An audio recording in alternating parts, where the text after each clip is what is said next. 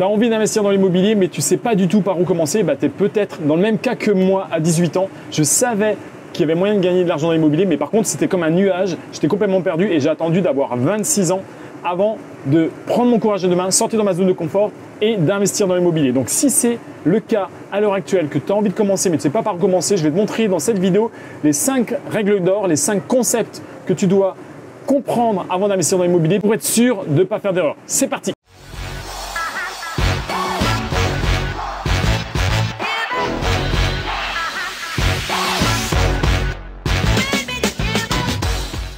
Alors, juste avant de commencer, je t'invite à une masterclass en ligne avec Julien où on va te montrer les techniques vraiment pour réellement gagner de l'argent dans l'immobilier. Premièrement, on va te montrer une opération qu'on a fait, on va te montrer les photos, les chiffres, donc tu auras toutes les données nécessaires pour juger par toi-même.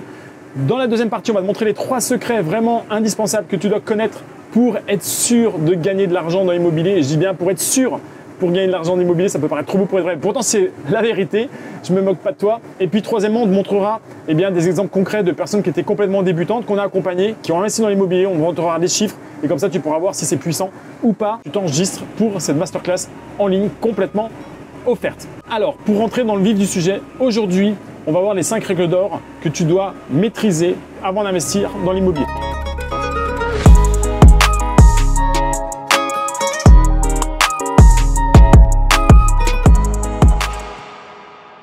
Première règle d'or, moi je te conseillerais d'avoir une vision plutôt long terme pour investir dans l'immobilier. Pourquoi? Parce que tu vas voir que l'immobilier, ce n'est pas un sprint, c'est un marathon. C'est-à-dire que quand tu vas mettre des actions en place, ça va mettre du temps. Surtout en France, on a une administration, ne serait-ce qu'entre le délai entre un compromis et un acte de vente, même si tout se passe bien, il se passe déjà 3 mois.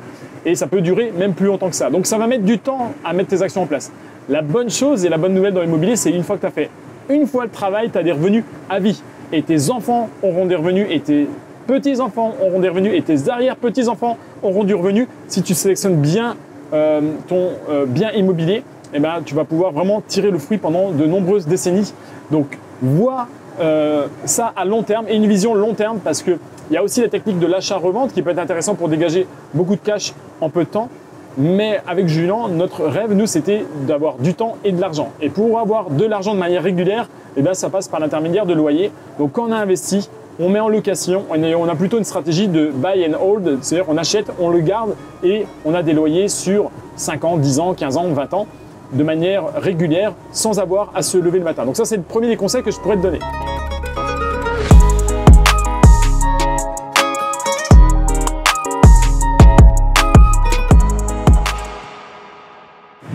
Deuxième règle d'or, je te conseille d'acheter sur un secteur géographique où tu es expert. Alors en tout cas, un secteur géographique que tu connais. Ça peut être par exemple la zone où tu vis à l'heure actuelle. C'est-à-dire que tu connais le quartier, tu connais la ville, tu connais la région. Et puis si tu ne connais pas, il va falloir que tu sois en capacité de faire une étude de marché. Par exemple, c'est OK d'investir dans une ville que tu ne connais absolument pas, mais il faut que tu aies appris à faire une étude de marché qui ait du sens pour que tu puisses être sûr de louer le bien immobilier une fois que tu l'auras acheté. Parce que si tu as de la vacance locative dans ton bien, c'est la pire chose qui puisse t'arriver dans l'investissement locatif. C'est-à-dire que tu vas être obligé de rembourser la banque. Par contre, tu n'auras pas de rentrée d'argent. Donc, bien connaître ton secteur géographique, ça permet d'étudier la demande locative et d'être sûr au moment venu de pouvoir louer le bien et de ne pas avoir cette fameuse vacance locative.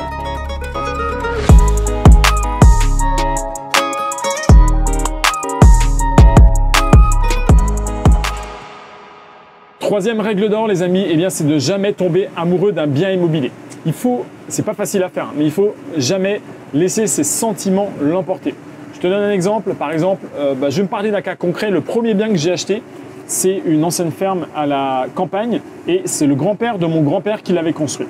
Et c'était un bâtiment au décès de mes grands-parents que personne ne voulait dans la famille. Donc je me suis dit, c'était une ruine, je vais l'acheter, je vais le rénover et je vais pouvoir l'exploiter. Mais sauf que c'était pas un investissement judicieux, j'ai écouté mes sentiments et vu que c'était quelque chose, un patrimoine familial, c'était OK de le faire et je suis très content de l'avoir gardé dans la famille. Par contre, purement et financièrement parlant, c'était pas vraiment judicieux parce que j'ai mis 5 ans à rénover ce bien immobilier-là, on y a créé des chambres d'hôtes, mais par la suite, finalement, c'est un bien qui n'avait pas de sens au niveau financier parce qu'il n'était pas acheté en dessous de sa valeur, il n'y a pas d'effet de levier sur la rénovation parce que c'est un endroit où c'est pas spécialement bien situé et le prix au mètre carré est capé. Et finalement, j'ai travaillé avec mes sentiments et pas avec les chiffres. Donc ne jamais tomber amoureux de la valeur d'un bien, et quand on doit s'en séparer, eh bien il faut pouvoir s'en séparer. C'est pas toujours évident, mais il faut pouvoir se détacher de tout ça et être pragmatique. C'est les chiffres qui parlent et non pas les sentiments. C'est le reste de l'investissement immobilier, on parle argent et il faut que ce soit les chiffres qui parlent avant tout. Après, une fois que tu as plus d'argent et tu es déjà indépendant financièrement, oui, bien sûr, là tu peux travailler sur d'autres facteurs et utiliser éventuellement les choses que tu as envie d'acheter par émotion et non plus simplement pour l'aspect financier.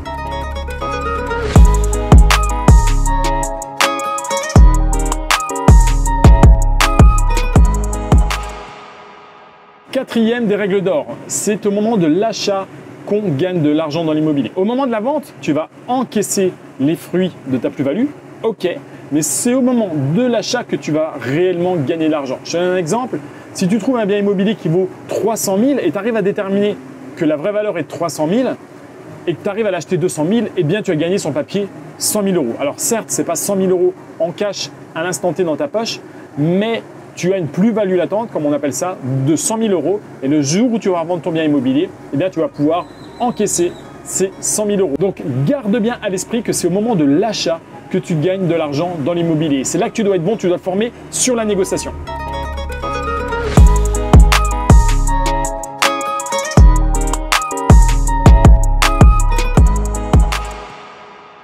Et enfin, la cinquième règle d'or, eh bien, c'est une notion de trésorerie.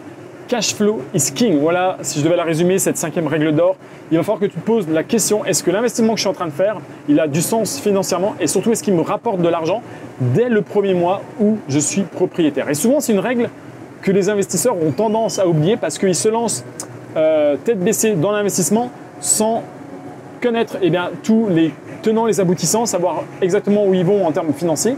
Et des fois, s'ils sont à l'équilibre, ils sont contents. Mais sauf que quand tu es à l'équilibre sur le papier, eh bien, tu n'as pas calculé ta fiscalité, tes travaux d'entretien et toutes les charges, ça va te demander un effort financier. C'est un vrai piège parce que tu ne vas pas pouvoir devenir libre financièrement. Donc, ce qu'il faut absolument que tu fasses, c'est avoir un cash flow régulier, donc un flux de trésorerie positif. Et pour ce faire, eh bien, il va falloir que tu sois bon au niveau de la négociation, au niveau du montage financier, au niveau de la rénovation et au niveau de la fiscalité. Si tu arrives à optimiser toutes ces phases-là, tu vas avoir un flux de trésorerie positif. Et là, du coup, tu vas vraiment gagner de l'argent dans l'immobilier et tu vas pouvoir multiplier les opérations.